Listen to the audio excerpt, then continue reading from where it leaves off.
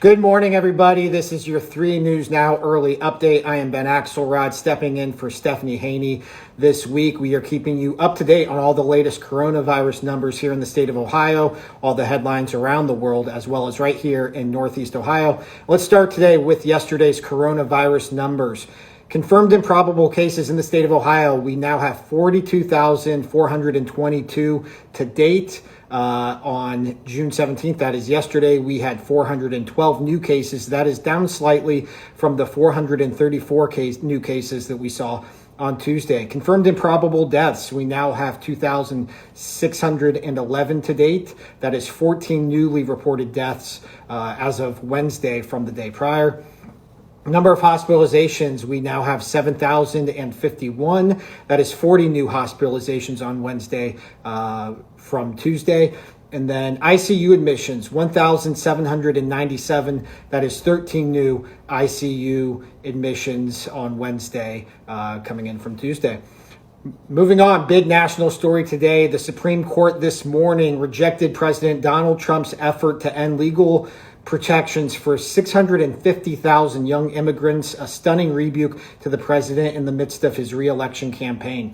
For now, those immigrants retain their protection from deportation and their authorization to work in the United States. The outcome seems certain to elevate the issue in Trump's campaign, given the anti-immigrant rhetoric of his first presidential run in 2016 and immigration restrictions his administration has imposed since then. The justices rejected administration arguments that the 8-year-old Deferred Action of Childhood Arrivals, aka DACA, program is illegal and that courts have no role to play in reviewing the decision to end DACA. Chief Justice John Roberts, joined by his 4 liberal colleagues, wrote for the court that the administration did not pursue the end of the program properly. The court's 4 conservative judges dissented. Justice Clarence Thomas, in a dissent joined by Justices Samuel Alito and Neil Gorsuch, wrote that the DACA was illegal from the moment it was created under the Obama administration in 2012. Justice Brett Kavanaugh wrote a separate dissent. The decision protects thousands of dreamers who immigrated to the United States as young children. Moving on. Today we learned that 1.5 million workers in the United States filed for unemployment in the second week of June. This number is historically high, even as the economy continues to increasingly reopen and employers bring some people back to work. The latest figure from the Labor Department marked the 11th straight weekly decline in applications since they peaked at nearly 7 million in March as the coronavirus shut down much of the economy and caused tens of millions of layoffs. The decline was much smaller, though, than in recent weeks, falling by just 58,000. The total number of people receiving unemployment aid also fell slightly, reflecting the return of many of the older jobs. The job market appears to have begun to slowly recover. In May, employers added 2.5 million jobs, an increase that suggested the job market has bottomed out. The unemployment rate declined from 14.7% to a still high 13.3%. Even with the May hiring gain, nearly 21 million people are officially classified as unemployed, and including people the government said had been erroneously categorized as employed in May and those who lost jobs but didn't look for new ones. 32.5 million are out of work, economists estimate. Our next story here locally, the Ohio Attorney General is going after price gougers. An Athens couple is facing legal action after allegedly hoarding bottles of hand sanitizer and selling them online for 11 times the retail price. Ohio Attorney General David Yost announced the lawsuit on Thursday morning, saying this is appalling behavior and should be answered in a court of law. Even more, it points out the need for specific price gouging laws. The couple is accused of selling hand sanitizer products at inflated prices on Amazon under the name Danielle on Second.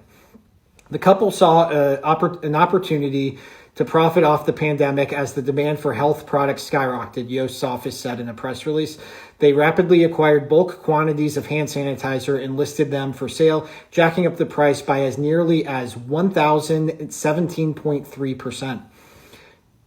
Yost's office said the couple raked in more than $26,700 from the sale of 600 Purell hand sanitizer products in February and March. The couple charged $39.44 for 8-ounce bottles of Purell hand sanitizer refreshing gel, a product that cost $3.53 on Amazon prior to the pandemic, Yost's office said. And then our last story today, WKYC and APL are teaming up for the 9th annual Forget-Me-Not event. As has become an annual tradition, WKYC Studios and the Cleveland Animal Protective League is hosting the Forget-Me-Not telethon to raise money for pet adoptions. The event will take place today from 5 a.m. to 7:30 p.m. after being moved from its initial start date in March due to the coronavirus pandemic.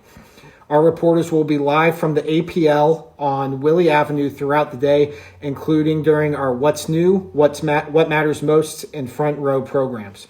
Last year, the event raised nearly $60,000, which directly helped animals find their forever homes. Due to social distancing limiting the amount of people in our phone bank this year, organizers are asking people to donate by texting APL to 243725. That's 243725 if possible. However, donations can still be made by calling 866-392-7387. That's 866-392-7387, or by going to clevelandapl.org. All proceeds will benefit Cleveland APL. We are so excited to take part in this fundraiser.